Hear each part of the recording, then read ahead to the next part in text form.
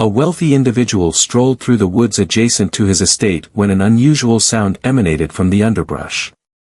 As he approached, a sense of dread washed over him, for what lay before him was, the first cry sliced through the stillness like a serrated knife. Thomas Shelton halted abruptly, his brow knitting together as he inclined his head, focusing intently to catch any sound. Initially, he believed it was merely a figment of his imagination, the wind weaving through the trees, deceiving his perceptions. Yet, shortly after, another cry pierced the air, frail and sorrowful, undeniably human. His heart raced. He pivoted his head in the direction of the noise, his keen gaze sweeping over the dense foliage. The forest encircling his estate extended endlessly, wild, cloaked in shadows, and unconcerned with the realm outside. "It's not safe for anyone to be out here." A third cry, feeble and diminishing. Thomas pressed on, his leather shoes sinking into the moist ground. The trail was rough, scattered with broken twigs and twisted roots, yet he hardly paid attention. His thoughts surged forward, conjuring the bleakest scenarios, a frantic woman leaving her infant behind, a wounded hiker isolated and in peril. At that moment, it came into view. Amidst the dense undergrowth, scarcely concealed beneath a haphazard arrangement of foliage, lay a basket, a simple, weathered wicker creation, its ragged edges gently softened by moisture. Within, 3 tiny beings. Thomas breathed out quickly, the air catching in his throat. They were diminutive, almost fragile, wrapped in delicate, worn blankets that offered little protection from the encroaching chill. A boy with a tuft of dark hair emitted another soft whimper, his small fists trembling in the cold. Who on earth would even consider this? He crouched low, his hands poised in anticipation, before he gently lifted the heavy, damp blankets. Their skin glowed a vivid red from the biting cold, their limbs rigid from the struggle to retain warmth. His fingers grazed a small palm, and without thinking, one of the babies grasped onto him, holding his finger with an unwavering strength that spoke of a fierce determination to cling on. A peculiar constriction wrapped around his heart. He took a deep breath. The breeze murmured among the foliage, bringing with it a suggestion of impending rain. Time was of the essence. Thomas raised the basket with intention, each movement measured and precise. The burden of it, not merely the tangible heft, but the profound significance of what he grasped, sank deep into his very being. He stood tall, his gaze sweeping the surroundings, looking for any sign, footprints, abandoned items, any hint of who might have been here, yet found nothing. Just the forest, expansive and indifferent, murmuring mysteries beyond his comprehension. The woods had forever served as a sanctuary, a refuge from the grandeur of his estate, a realm where he could inhale freely, unburdened by the stifling pressure of expectations. His jaw tightened. The choice was already clear. Not quite. He shifted the basket in his embrace and pivoted back toward the dwelling. The chill seeped in, yet he hardly noticed. His thoughts were swiftly analyzing the situation. Understanding their needs, knowing whom to reach out to, and grasping the significance of it all. For whatever force had led these children to cross his path, one truth remained undeniable. His existence would forever be altered. The lanterns lining the garden's perimeter danced in the wind, illuminating his defined features with fragmented beams of light. Following a lengthy day, yet another gathering brimming with lackluster greetings and insincere compliments. Another evening lingered in a dwelling far too expansive for a solitary soul. And now, these 3 young lads. He breathed out, the frigid air heightening his awareness, yet it did little to alleviate the ache constricting his ribs. With each step through the woods, Thomas holds the 3 infants close, casting a final glance over his shoulder. The darkness envelopes him, quiet yet observant. In a hidden corner of the world, a person carries the weight of their actions. One day, someone might return in search of what they once abandoned.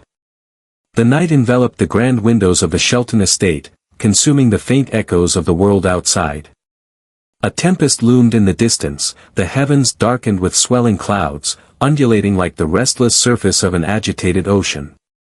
As Thomas pushed open the heavy oak doors, the inviting warmth of the grand foyer met the sharp chill of the evening air that swept in with him. Donna, the housekeeper who had devoted nearly 3 decades to the Shelton family, scarcely had a moment to register the unusual sound of hurried footsteps before the sight of her employer took her breath away. Thomas lingered in the doorway, his sturdy silhouette taut, his dark coat speckled with dirt and leaves. Yet it was not his unkempt appearance that halted Donna in her tracks.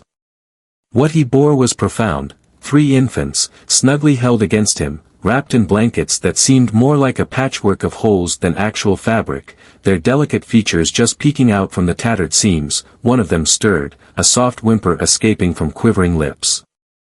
Donna's breath caught sharply, almost lost to the gust that forcefully closed the door behind him. "Oh my goodness!" she murmured softly. Thomas moved ahead, his face a mystery in the soft glow of the chandelier, yet Donna perceived it, the burden of an unknown force bearing down on him. "Ignite the flames," he instructed, his tone unwavering yet taut. "They are absolutely chilled to the bone." Without a moment's pause, Donna's initial surprise transformed into a reflexive response as she hurried into the expansive living room. Her hands, guided by instinct, deftly arranged logs atop the glowing embers, coaxing the flames to surge back to life with a fierce intensity. As Thomas set the babies down on the soft couch, a gentle warmth began to envelop the room, caressing their frostbitten skin. "What transpired?"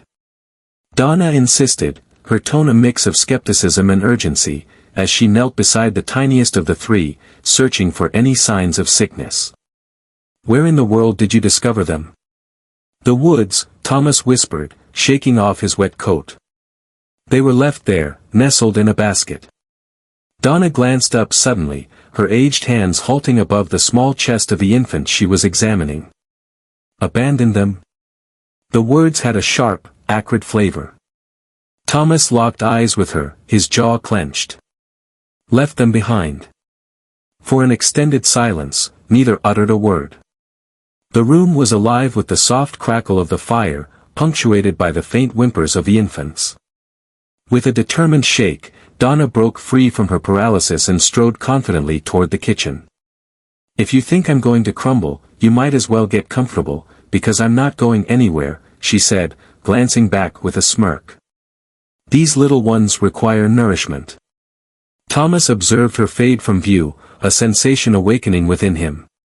He had known Donna for years, loyal, brutally honest, sharp-tongued, yet utterly dependable.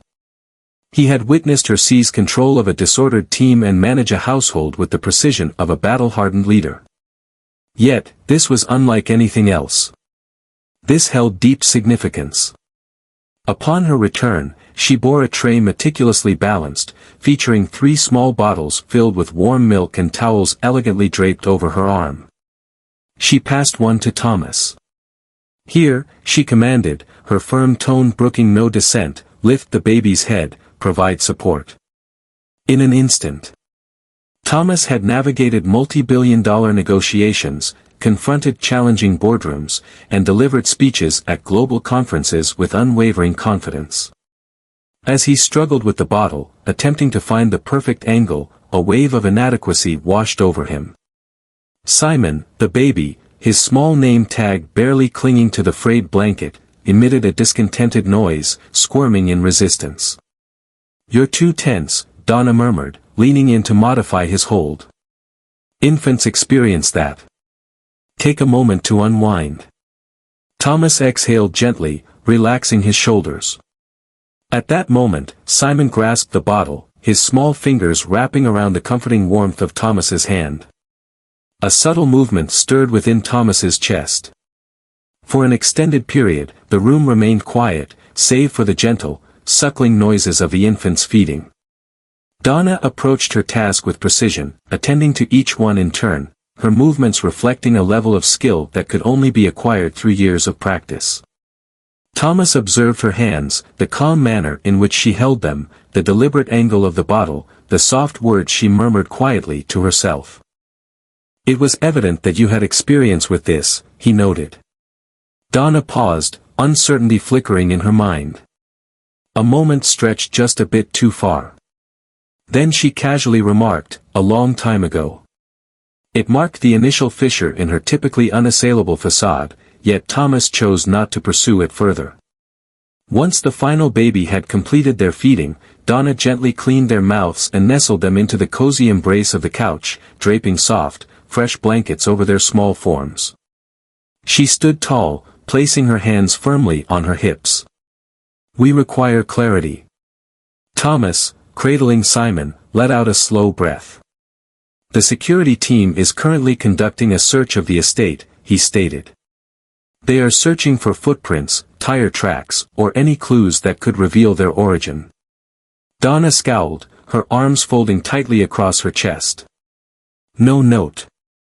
There is no indication of a mother." Silence. She gently shook her head. Whoever executed this, they were meticulous. That thought lingered weightily in the space between them. The flames danced, creating elongated silhouettes that stretched across the space. Thomas observed the infants, his thoughts swirling with inquiries that remained unresolved. What could drive a person to leave 3 infants alone in the depths of the woods, and why does it seem like this story is far from finished? As he gently placed Simon down, tucking the blanket around him, an unfamiliar sensation lingered in the air of his home. For years, the Shelton estate stood in silence, an elegant, vacant stronghold. Yet this evening, the stillness seemed abundant. Vibrant. For the first time in ages, Thomas found himself uncertain if he truly cared. Outside, the tempest unleashed its fury, rain pounding relentlessly against the windows, thunder reverberating through the heavens. In the depths of the night, echoes of the past began to awaken, preparing to make their presence known. The rain tapped persistently on the tall windows of the Shelton estate, creating a continuous beat that harmonized with the crackling fire and the gentle breaths of 3 slumbering infants. The tempest descended with unrestrained fury, the wind whipping through the trees outside the estate, contorting them into frantic, anguished shapes. Within, the warmth enveloped the grand foyer, creating an almost tangible embrace that felt like an invisible cocoon. Thomas settled into his chair at the desk in the study, the warm light from the solitary lamp creating elongated shadows that danced across the oak-paneled walls. His fingers lingered lazily on a glass of whiskey, unblemished, while his thoughts drifted far from the neatly arranged reports beside him. 2 months had passed since that fateful night in the woods, 2 months since he had brought 3 forsaken children into his home, believing the ordeal would be brief, a challenge he could tackle with resources and precision. However, circumstances had shifted. Simon, Peter, and Sean had transformed him. He had come to understand their varied sounds, the piercing cries of hunger, the gentle, hiccuping whimpers of fatigue, and the rare, defiant protests when one resisted the call of sleep. He recognized the one who curled his tiny fingers into the fabric of his shirt whenever he was held, Peter, the one who had a habit of wriggling free of his blankets, Simon, and the one who always fell asleep first, Sean. Thomas, who had previously experienced a profound void in his home, now found himself attuned to the sounds around him, instinctively halting in the hallways to ensure he could still catch the gentle rhythm of their breathing from the nursery. He ought to have felt weighed down, yet he remained untroubled. As twilight descended, the aroma of bubbling broth wafted through the majestic corridors of the Shelton estate, enveloping the softly illuminated kitchen in a comforting embrace. Thomas stood at the stove, meticulously ladling soup into a bowl, his sleeves rolled up to his elbows. The gentle bubbling filled the air, a soothing backdrop until the sudden creak of a chair shattered the stillness. Donna perched at the island counter, arms folded, observing him with a look that danced between incredulity and a hint of humor. At last, she remarked, her fingers drumming lightly on the marble, "You take on the cooking now." Thomas wore a sly grin, his gaze fixed elsewhere. "It seems so." Donna sighed, "First you begin arriving home before nightfall, then you reschedule meetings for family matters, and now you're preparing meals." She halted, squinting her eyes. "Who are you, and what have you done to Thomas Shelton?" He released a soft laugh, placing the bowl on the counter in front of her. I'm completely lost on what you're saying. She raised an eyebrow, grasping the spoon. Absolutely not. The estate, once a cold and uninviting fortress, had transformed into something profoundly different. Residence. He kept those thoughts to himself. Instead, he occupied himself with cleaning the counter, attuned to the sounds of Donna eating, allowing the moment to expand into something recognizable, something soothing. Suddenly, there was a knock. Weak. Uncertain. Barely audible, it mingles with the soft, soothing hum of the stove's pilot light. Donna's spoon paused in the air. Thomas shifted his gaze toward the foyer. No one anticipated a visitor. For a fleeting moment, a chill slithered down his spine. The past was awakening. Thomas dried his hands on a dish towel and stepped toward the door, with Donna trailing closely behind. The entrance unfolded into obscurity, the chandelier overhead throwing elongated shadows over the gleaming floors. The knock echoed once more. Insufficient. Ambiguous. Thomas swung the door wide, revealing what lay beyond. A woman lingered at the doorway, struggling to maintain her balance. The faint glow of the porch light danced over her battered, swollen face, accentuating the deep bruises that marred her cheekbone, the jagged split of her lower lip, and the stark outline of her collarbone protruding beneath her damp, torn dress. Her eyes, wide and hollow, filled with desperation, met Thomas's gaze for just a fleeting moment before drifting past him, landing on the playpen in the corner of the living room where the babies slept peacefully. Her breath caught in her throat. And then, as though her body had maintained its composure just long enough to arrive at this moment, she crumpled to the ground. Donna inhaled sharply, yet Thomas was swift, grasping the woman just before she collided with the slick stone. Her skin felt like frost, her form almost weightless, and as he touched her wrist, he could sense a pulse that was faint and unpredictable. "Help me," he murmured, effortlessly lifting her and crossing the threshold with her in his arms. Donna closed the door firmly, sealing off the tempest outside. Dorothy. He was still unaware of her name. He was uncertain about her presence, her identity, or her intentions. Yet, as he navigated the house with her in his arms, moving past the slumbering infants she regarded with an air of familiarity, an unsettling thought lingered in his mind: whatever trials she had faced had ultimately brought her back to them. And this night, the one he had anticipated would conclude in quietude, was on the verge of revealing a truth he wasn't certain he was prepared to confront. With careful precision, Thomas lays the unconscious woman onto the couch, while Donna kneels beside her, attentively assessing her injuries. As she tenderly sweeps the damp strands from the woman's brow, Dorothy begins to awaken, and the first utterance that slips from her lips is a name. Simon. Thomas comes to a standstill. She is familiar with them, and in an instant, the inquiries that had tormented him for months cease to be inquiries, for the past has at last come knocking at his door. The fierce storm had moved on, yet traces of its fury lingered in the darkness. Rain cascaded from the eaves of the Shelton estate, creating a steady, deliberate cadence that broke the stillness within. The fire in the living room smoldered softly, its flickering flames barely illuminating the space, reflecting the weariness that lingered in the atmosphere. Dorothy remained motionless in the guest bedroom, her breath irregular, her fingers occasionally fluttering against the gentle cotton sheets. As she stirred, it was anything but gentle, her body jolted awake, as though escaping the clutches of a nightmare. Her eyes slowly opened, acclimating to the soft illumination of the bedside lamp. The overhead expanse was strange. Excessively elevated, excessively immaculate, excessively secure. She was never meant to experience safety. She jolted upright, a sharp pain slicing through her ribs. A quick breath slipped from her mouth. "Proceed with caution." Dorothy's eyes darted to the entrance. Donna stood there, arms folded, a steaming mug of tea cradled in one hand. Her expression was enigmatic, shrewd, cautious, yet not devoid of warmth. She advanced, placing the tea delicately on the nightstand. "Take a sip, it might ease the discomfort." Dorothy paused, her fingers tingling with the urge to reach for the cup, yet a lifetime of instinct cautioned her against embracing generosity without a price. As if attuned to the turmoil within her, Donna let out a sigh and settled into the chair opposite the bed. "I'm not going to inquire about what transpired, not at this moment," she stated, her tone steady. "However, I must express this. I wrapped your ribs, tended to your wounds, and you should consider yourself fortunate. Everything seems intact, yet you're lacking nourishment, battling a fever, and your appearance suggests you've been deprived of sleep for weeks." Dorothy gulped, her throat aching. Donna raised a hand.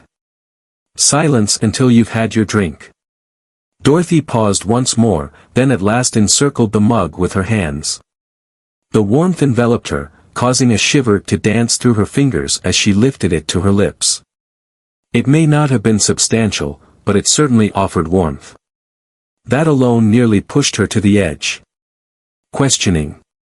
Thomas reclined in the chair beside the flickering flames, his gaze fixed on her. Silently observing, without urgency or insistence. His typical calmness, keen and aloof, the hallmark of someone who navigated the heights of society, was steadfastly maintained. Yet, underneath, a change had occurred.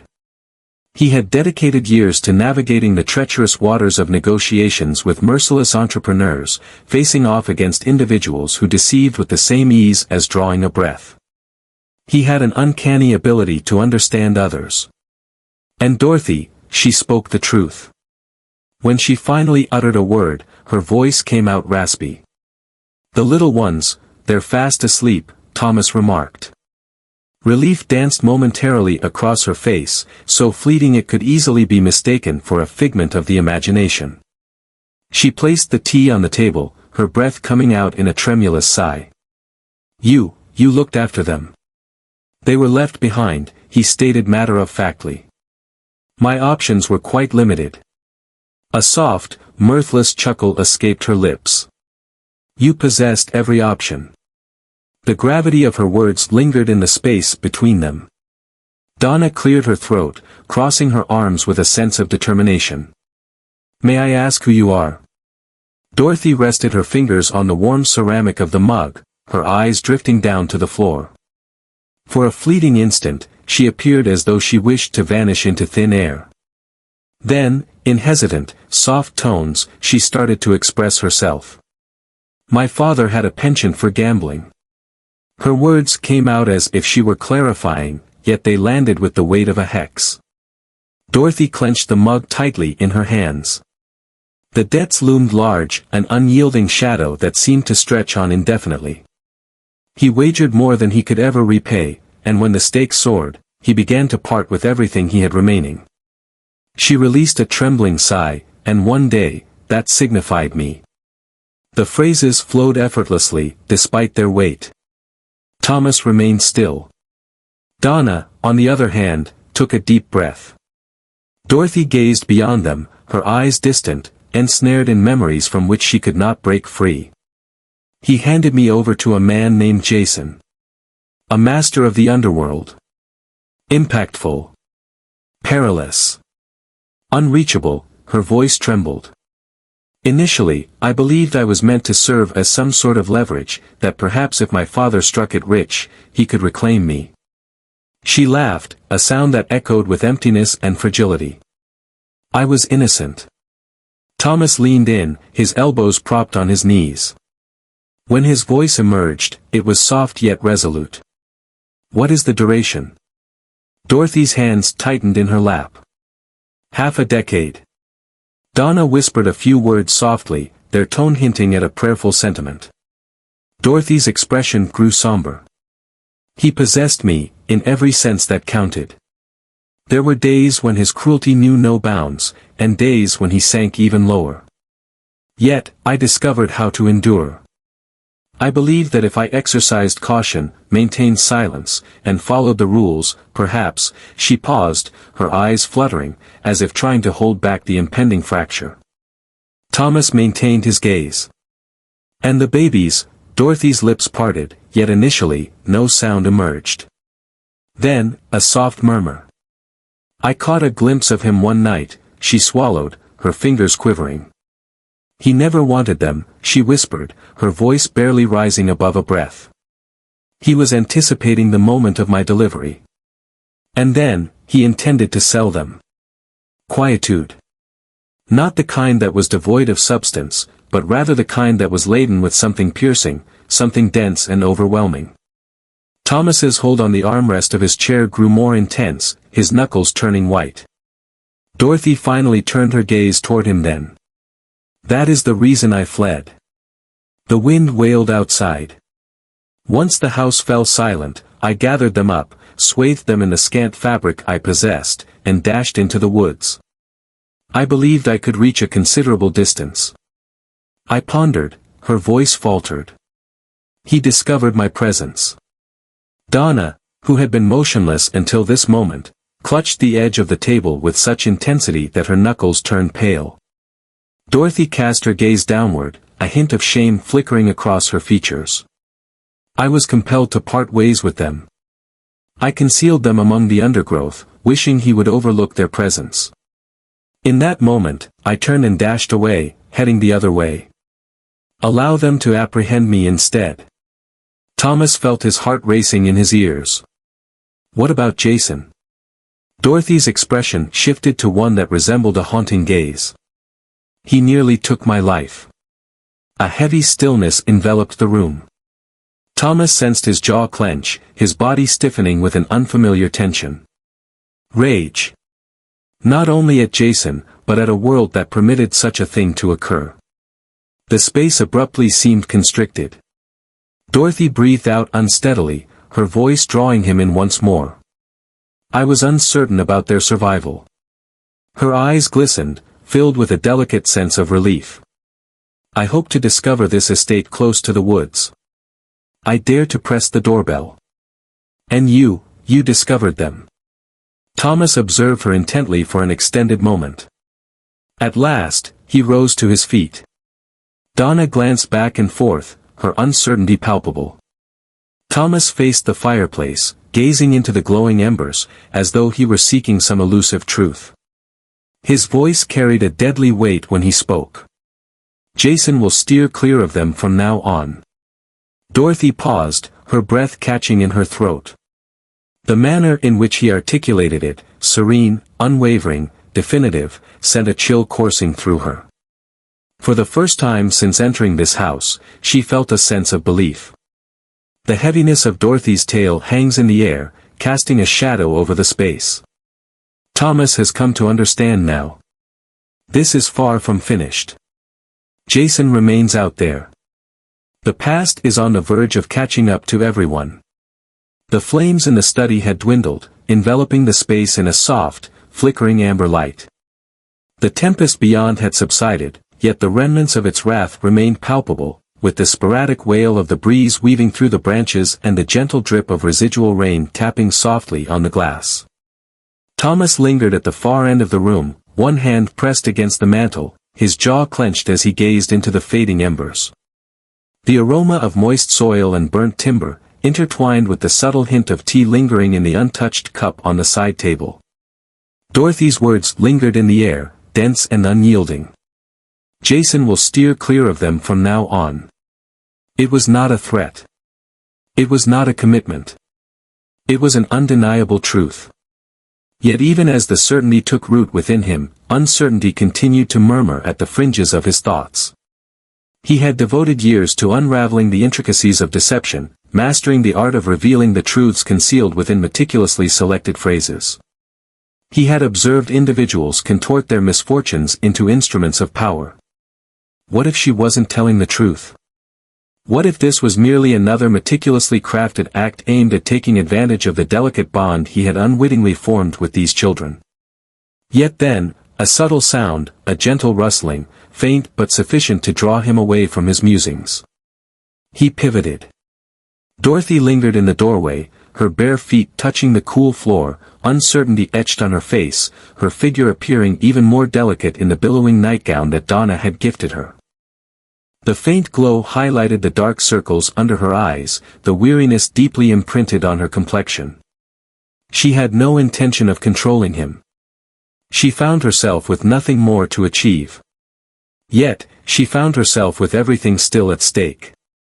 Just as he was about to utter a word, a faint cry shattered the stillness. Dorothy tensed up. Thomas let out a breath. They are located in the nursery. She paused briefly, then turned, her bare feet whispering against the floor as she moved toward the sound. The nursery was softly illuminated, a gentle golden light from the wall sconces casting a serene warmth throughout the space. The rocking chair in the corner swayed gently, as if it had just cradled a presence, and at the heart of it all, nestled in a crib adorned with plush blankets, was Simon. He turned onto his side, his small fists tightly clenched as he emitted another soft whimper, his body moving restlessly against the mattress. Dorothy stood motionless in the doorway. For an extended pause, she remained still, suspended in silence. Then, as if compelled by an unseen force, she crossed the threshold. Thomas lingered at the threshold, observing intently. Dorothy knelt beside the crib, her fingers quivering as she extended her hand. Gently, with great care, she let her fingers glide over Simon's cheek.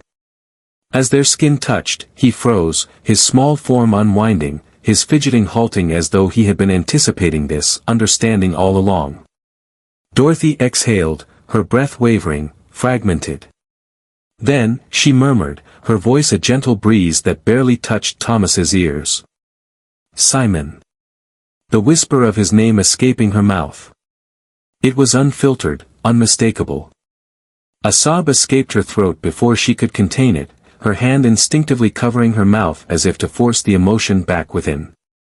However, the moment had passed. She shattered. Not in the subtle manner she had learned. Not in the meticulous manner she had devoted years to refining. She broke apart. The space felt inadequate to contain everything, grief, relief, terror, and love all swirling together. It seeped into the atmosphere, weaving through the gaps that separated them, saturating the quiet with an unbearable weight. Thomas's fingers clenched tightly into his palm. Such a depth of anguish is beyond imitation. Not a soul. As Dorothy continued to weep quietly, Thomas finally broke the silence. Remain here. Her breath caught in her throat. She turned, astonishment etched across her entire expression. For the moment, he explained, his voice softened. Until we determine the next steps. She parted her lips, ready to contest, anticipating pushback, yet silence enveloped her. As there was no debate remaining to engage in. The choice had been settled long ago. She nodded softly, her fingers still gripping Simon's blanket, and for the first time in years, she let herself believe, if only for a fleeting moment, that she was not alone. The urban glow extended towards the skyline, illuminating the shadowy avenues with an unsettling radiance. Within a shadowy lounge, cigarette smoke drifted upward in languid spirals, while the aroma of aged whiskey hung heavily in the atmosphere, dense and suffocating.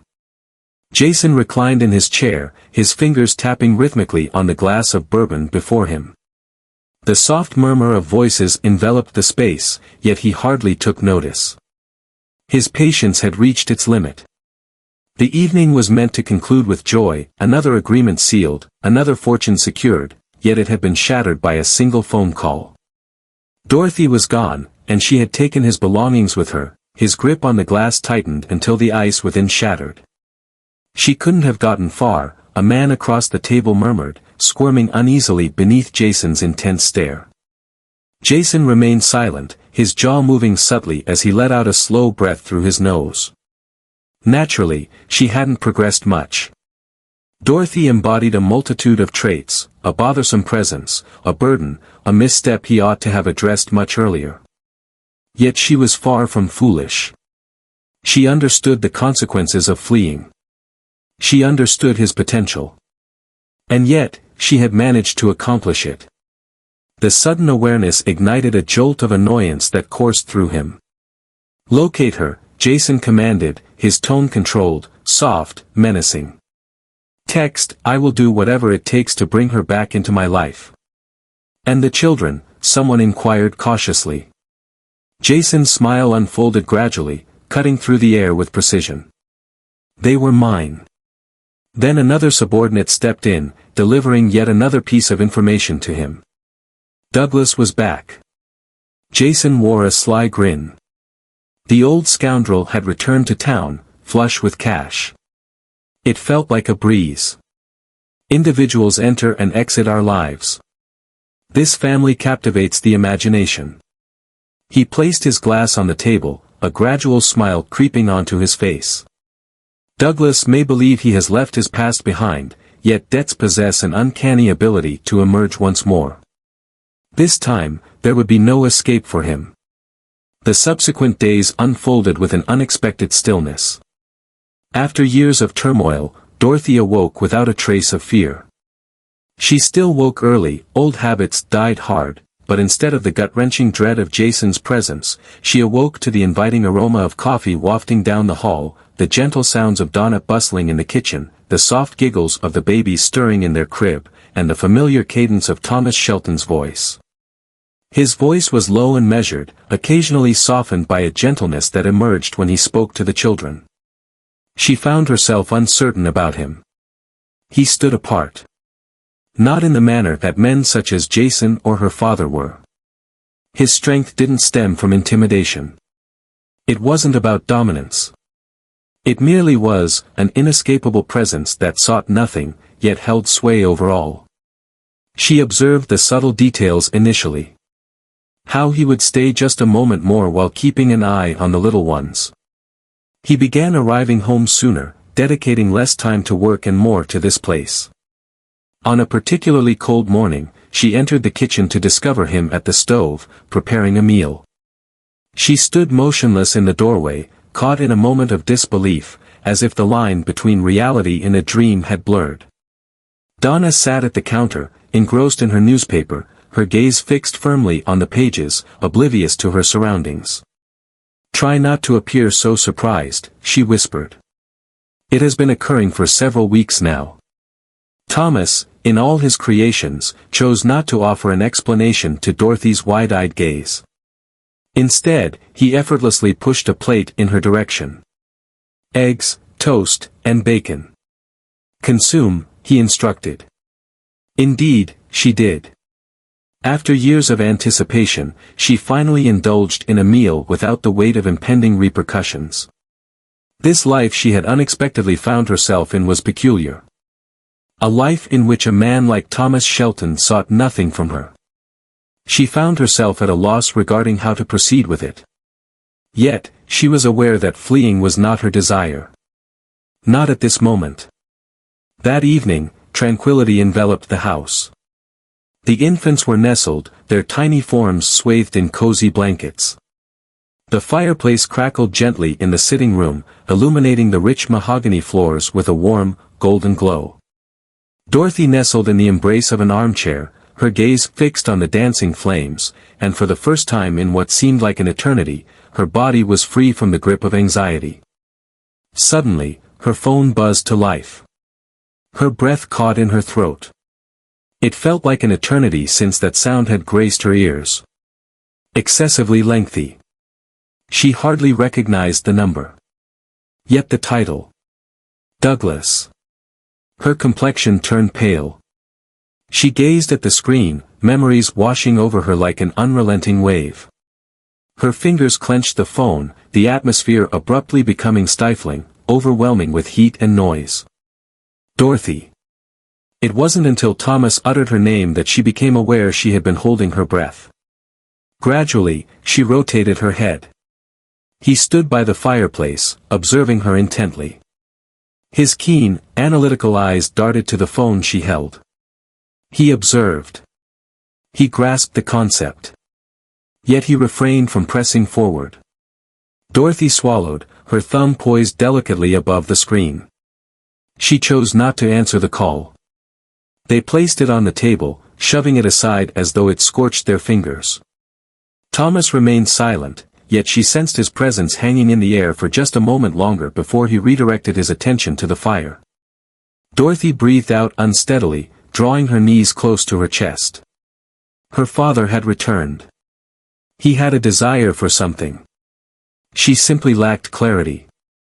However, the evening enveloped the estate in a profound stillness, the atmosphere rich with the aroma of damp soil and crackling firewood. Within, silence reigned supreme. The sort of quiet that settled in just before the unavoidable unfolded. Dorothy had drifted off in the sitting room, nestled under a blanket that Donna had thoughtfully placed over her earlier. The gentle glow of the fire danced across her face, rendering her features more delicate in slumber than Thomas had ever witnessed. He ought to have turned in hours ago. Yet, an unseen force prevented him from finding rest. Suddenly, a gentle wail broke through the stillness. Thomas found himself standing before he even realized it. He glided down the softly illuminated corridor, skirting the expansive windows that framed the serene landscape, bypassing the guest rooms and making his way toward the nursery. As he crossed the threshold, an unsettling feeling washed over him, signaling that something was amiss. Peter tossed and turned in his crib, his small frame radiating heat under the blanket, his breaths quick and irregular. A high temperature. Thomas furrowed his brow, gently pressing the back of his hand to the baby's forehead. It's quite warm. Excessively warm. Dorothy remained in a deep slumber. Donna found herself in her room. He found himself in solitude with this. For the very first time, Thomas Shelton found himself utterly at a loss, unsure of his next move. However, he wasn't the kind to become paralyzed. He lifted Peter gently into his embrace, with precision and care. The infant let out a soft whimper, nestling against his chest, tiny fingers grasping the fabric of Thomas's shirt. "It's all right," Thomas whispered, his tone unusually gentle. "I have you covered." He settled into the rocking chair, gently holding the baby close as he extended his hand for the damp cloth that Donna had left behind. The minutes elongated into hours. Thomas remained steadfastly present. He cradled Peter close, soothing his fevered skin with a damp cloth, whispering soft reassurances, swaying gently as the baby's breathing synchronized with his own. Eventually, fatigue overtook them both.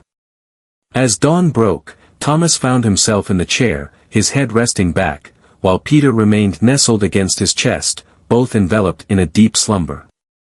Dorothy stirred awake to the warm glow of morning filtering through the sitting room windows, accompanied by the faint melody of birdsong piercing the stillness. She extended her limbs, the comforting embrace of the blanket lingering against her skin. A shift was in the air. At that moment, Donna stepped in, cradling a steaming pot of coffee. She lingered in the doorway, her eyes drifting toward Dorothy. "You ought to visit the nursery," she stated plainly. Dorothy opened her eyes wide. "What is the reason?" Donna remained silent. There was no necessity for her to do so. Dorothy tossed aside the blanket, gliding quickly down the hall, her heart pounding in her chest. Upon entering the nursery, she paused. The scene before her took her breath away. Thomas, the invulnerable mogul, who had previously surveyed this scenario with a frigid, methodical gaze, was now in slumber. In his embrace, Peter found rest as well, nestled close, the fever that had plagued him now finally subsiding. For a brief instant, Dorothy found herself frozen in place. She sensed a change within her, an unnamed feeling she wasn't prepared to confront. Donna's voice lingered softly in the background. The infant refused to calm down, she whispered softly. Thomas remained the sole figure in the realm of consciousness. He has kept him close throughout the night. Dorothy forced herself to swallow despite the unexpected constriction in her throat. She couldn't quite place it, but seeing Thomas in this moment, unguarded, protective, and vulnerable, felt profoundly sacred, as if it were a realm that should remain undisturbed. For the first time, she found herself pondering, who was Thomas Shelton in the absence of an audience? Later that day, Dorothy found herself by the window, her gaze fixed on the phone cradled in her hands. She had overlooked the recent calls, yet now, with the screen glowing once more, she paused. Douglas. The mere mention sent a shiver through her gut. Though reluctant, she ultimately chose to respond. "Greetings." The line was eerily quiet. Then, "Dorothy." Her father's voice crackled through the receiver, heavy with an emotion that was difficult to decipher. "You exist." She shut her eyes, her grip on the phone tightening. "What is it that you desire?" A humorless laugh. Direct and concise. "Exactly as your mother would." Dorothy gritted her teeth. Douglas continued, "I possess funds at this moment. Sufficient to mend this, to mend it all. I can settle things with Jason and free you from this predicament." Her heart raced with intensity. "I don't need you to rescue me," she murmured. Douglas let out a heavy breath. "I acknowledge that I've erred." "Errors?" Dorothy's voice trembled as she snapped. "You convinced me." Stillness. Next, a more subdued, gentle tone. "I found myself at a loss for options." Dorothy closed her eyes, the pain in her chest expanding, for it was all too simple to wish to trust him, too simple to wish to believe that he felt remorse, that he still viewed her as his daughter. "Dorothy," he murmured once more, his voice softer now. "Allow me to make the necessary adjustments." She could have ended the call, she could have turned her back, yet she remained, for despite all that had transpired, he was still her father, and a fragile, shattered piece of her clung to the hope of believing in him. Upon hearing about the call from Dorothy, Thomas's response was swift. Negative. She scowled, folding her arms tightly. "You have no idea what I was about to express." "You're about to say you want to listen to him," Thomas stated without emotion, "that you want to trust he truly means it this time." Dorothy took a deep breath. He claimed he had the ability to repair it. Thomas exhaled sharply, raking his fingers through his hair. "It's just too convenient," he muttered. "Jason's looking for you, and now, all of a sudden, your father appears with money. You really don't see the issue here?" She went ahead, though it wasn't her desire. "I'm not sure," she confessed, "but what if?"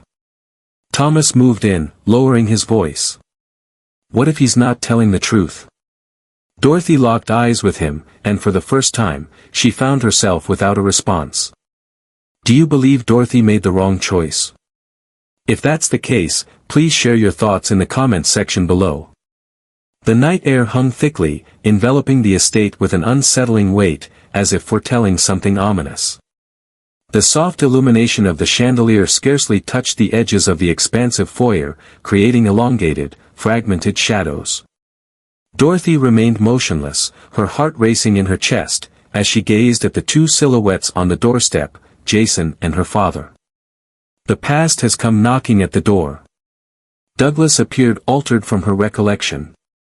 His once rugged face had become gaunt, with deeper lines etched into his skin, the burden of a squandered existence weighing heavily upon him. He might have appeared aged, were it not for the keen intensity in his eyes, the glimmer of something all too recognizable, that self-serving urgency. She had encountered it previously. Jason, on the other hand, remained unchanged. His presence permeated the atmosphere, heavy and oppressive. His smile unfurled gradually, oozing with sarcasm, as though he had been anticipating this moment for ages. "Well," Jason murmured, tilting his head, "look at you, darling, all settled in like a homemaker, quite charming." Dorothy recoiled at the sound of his voice, her fingers clenched tightly into her palms, nails pressing into her skin to steady her trembling. Instead, she turned to Douglas.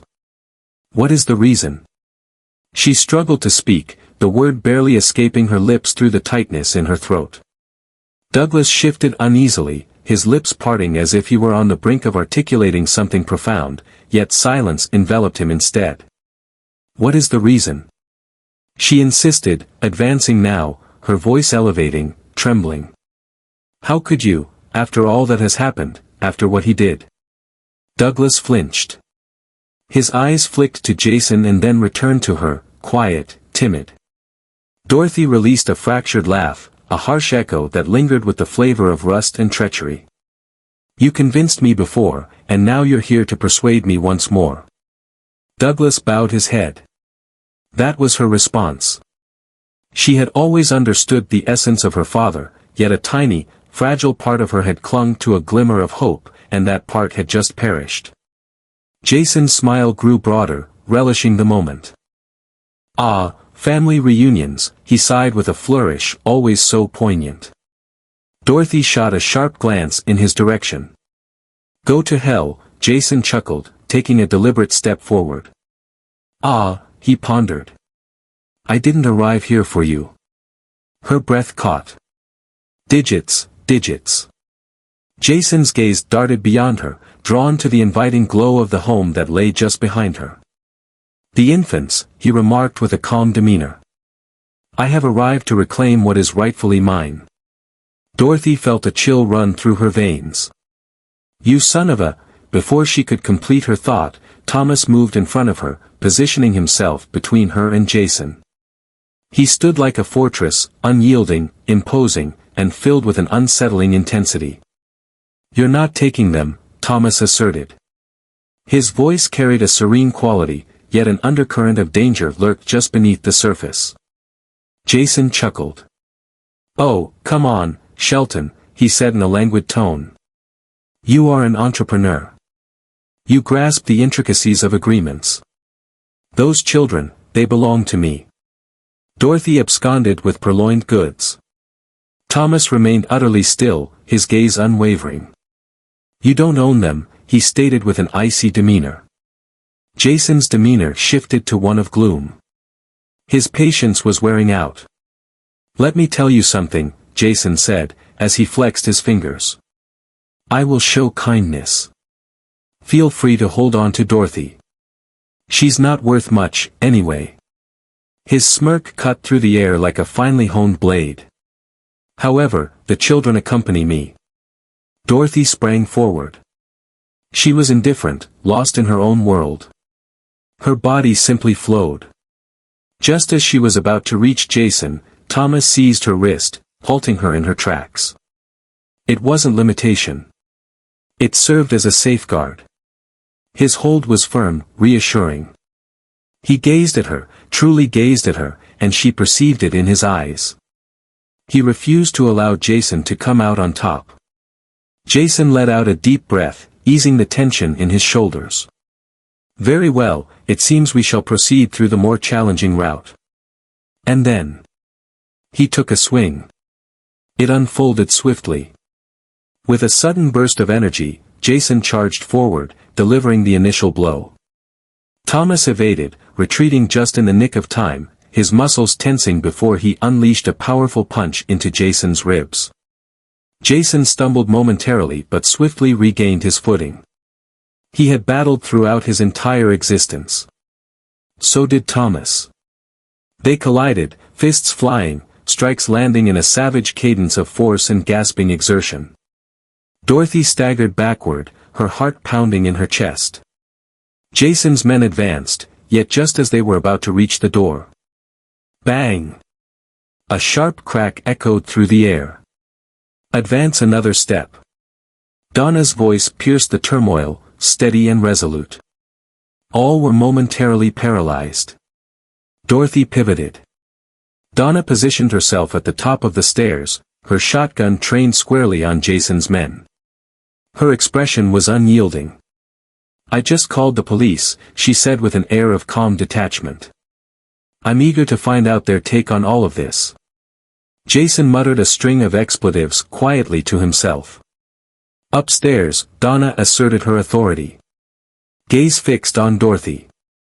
At this moment, Dorothy sprinted forward.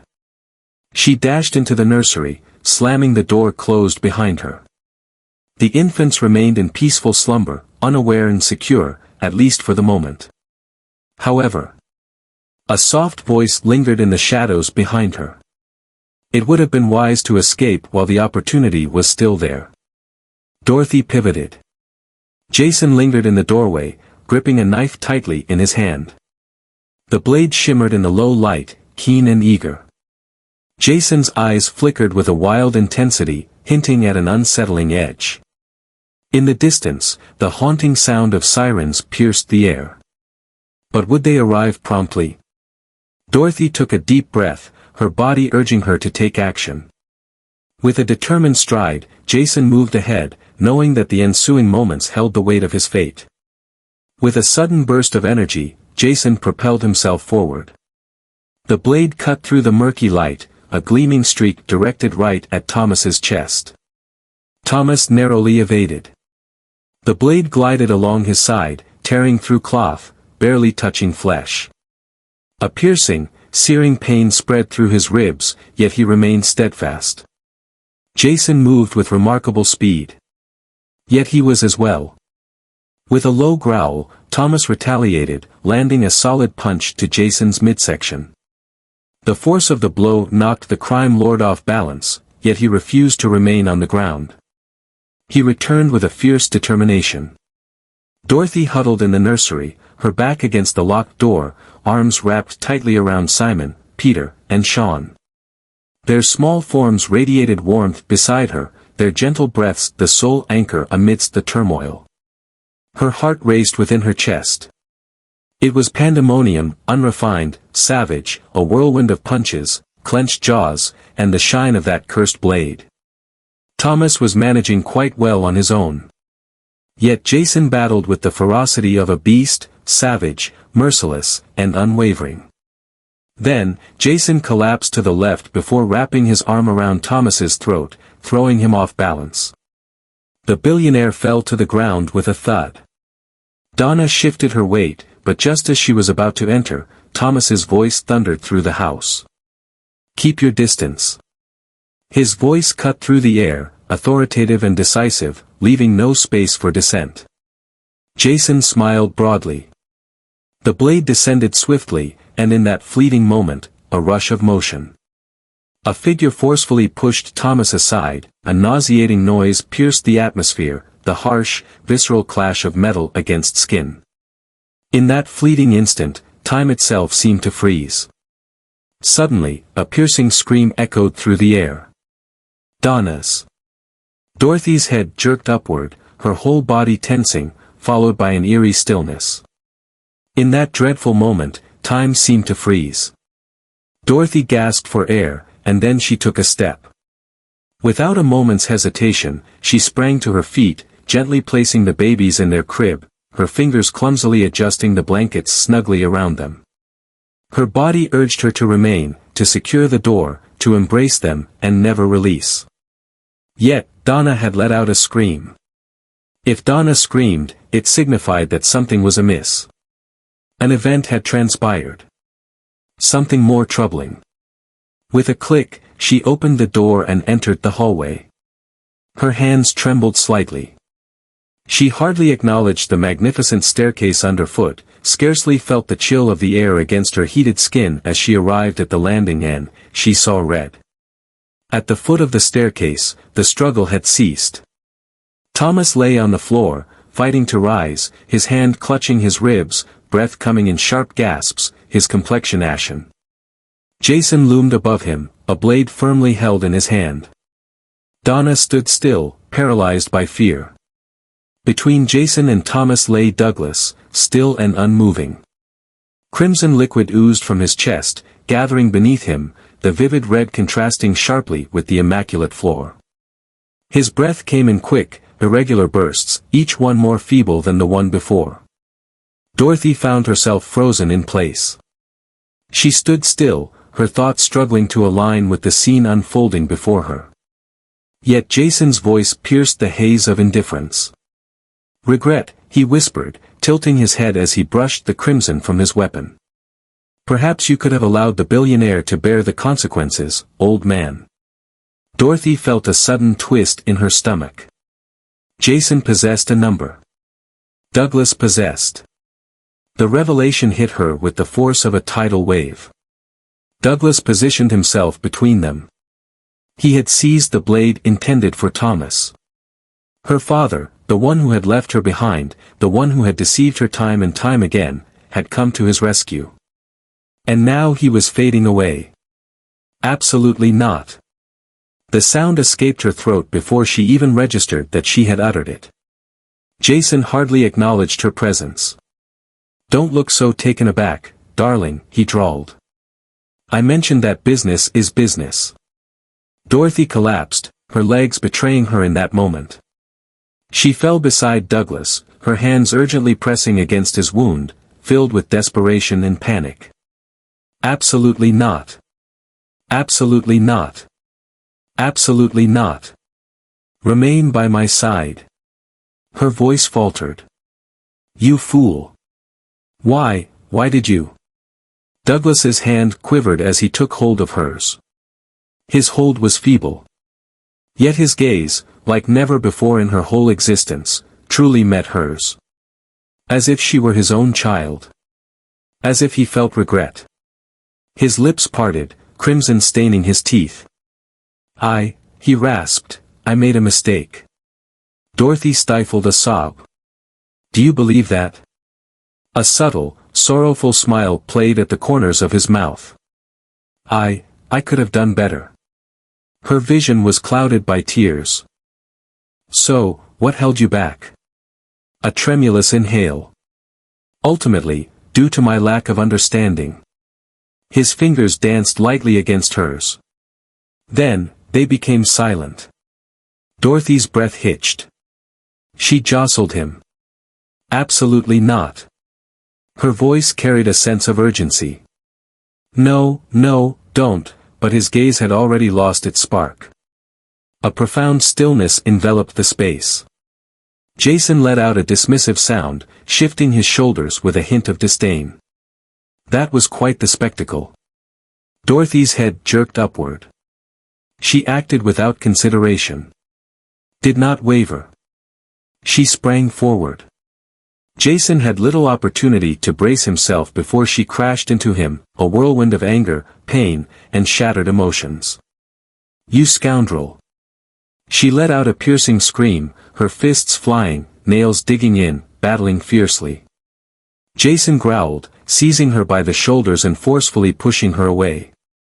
She faltered, on the brink of collapse just as he prepared to attack once more.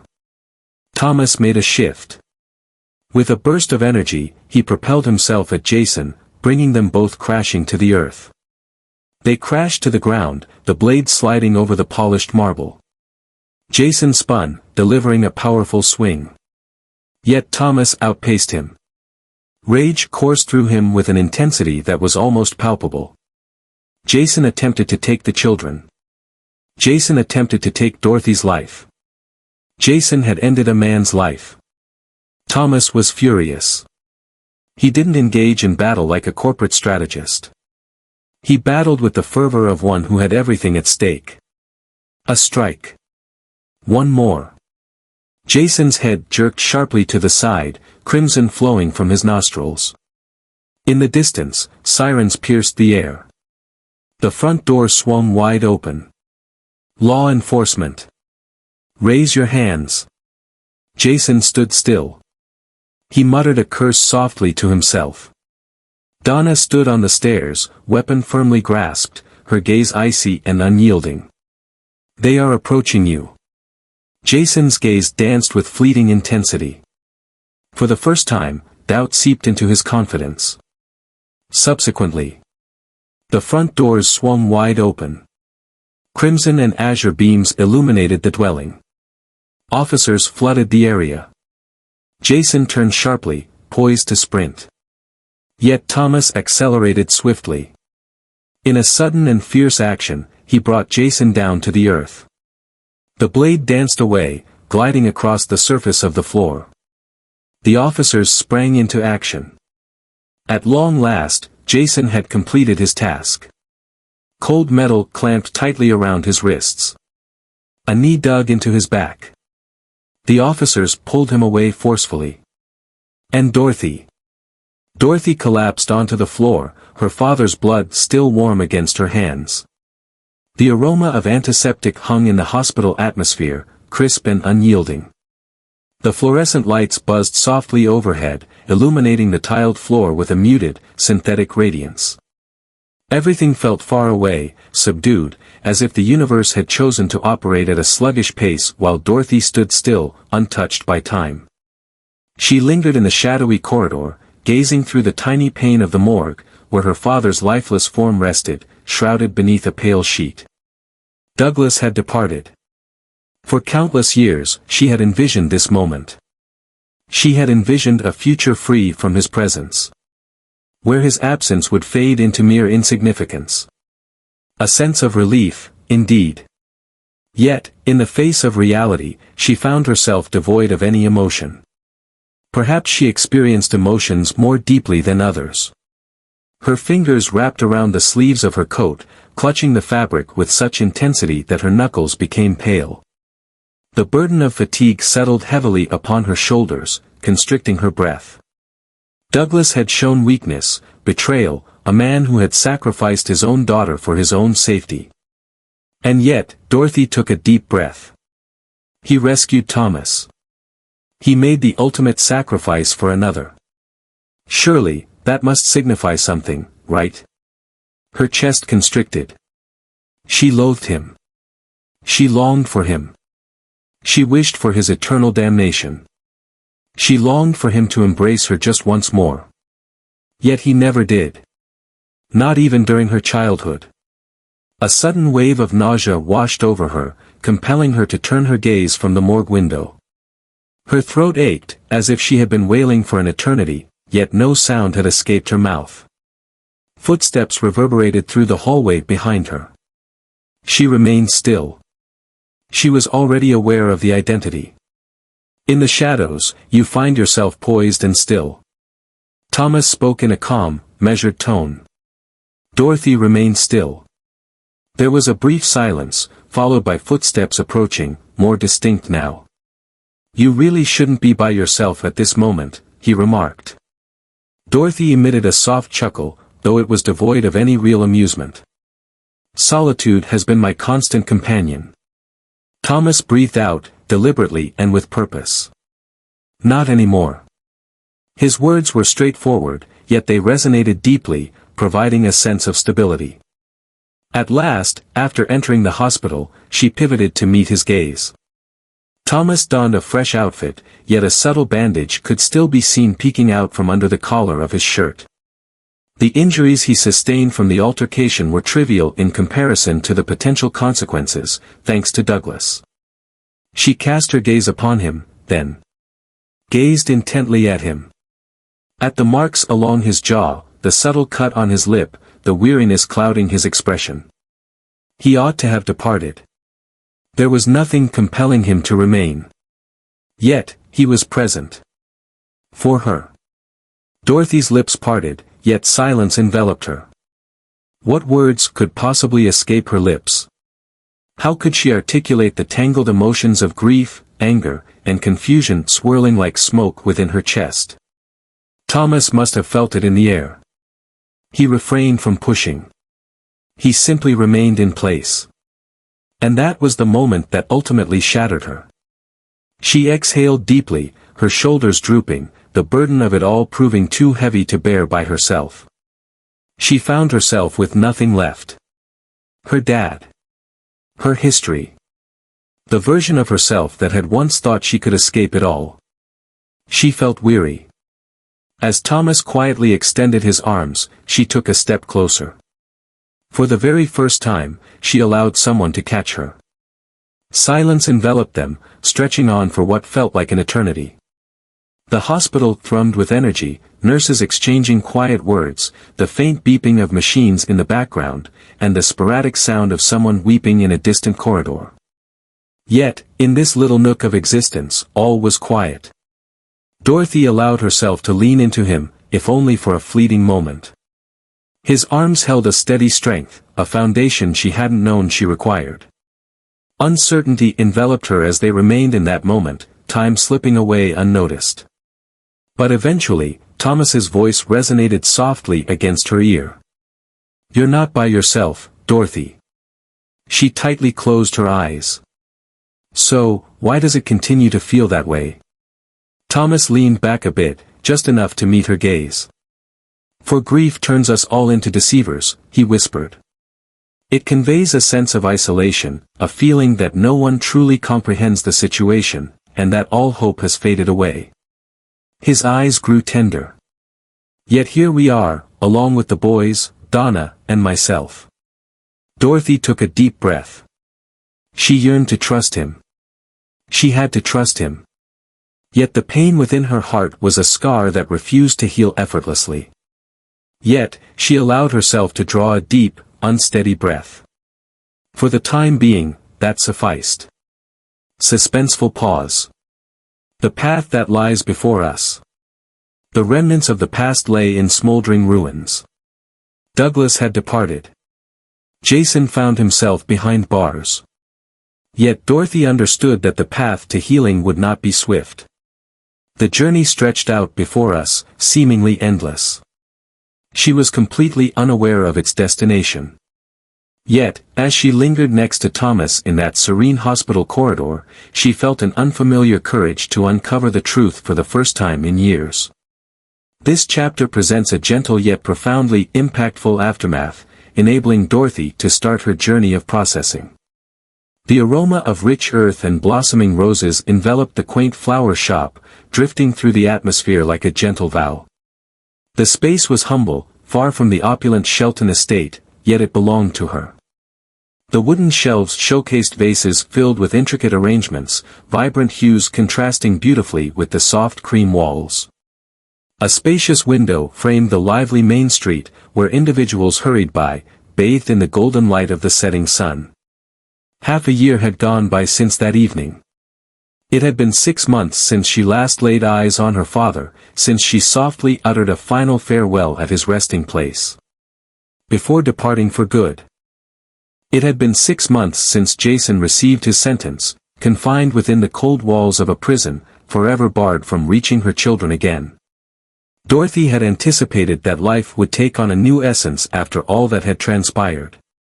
With the danger eliminated, her history reduced to mere ashes. One morning, she would awaken and sense a renewed sense of completeness. However, the journey of healing was not straightforward. On certain days, the sorrow would unexpectedly seep in, catching her off guard. On some days, it hardly crossed her mind. Rather, she created something entirely original. A touch more gentle. A treasure to hold on to. With the settlement money from Jason's trial, a sum she had never sought but accepted nonetheless, Dorothy had leased this quaint little shop on the corner of town. It may not have been significant, but it had a reliable consistency. It provided her with a sense of direction. It provided her with a vision of what was to come. And in some way, Thomas had remained. A life gradually reconstructed.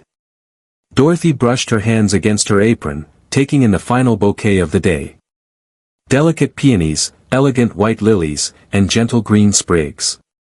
A bride had asked them for her wedding tomorrow, and as Dorothy tied the satin ribbon around the stems, she felt a peculiar sensation being involved in someone else's joy once more.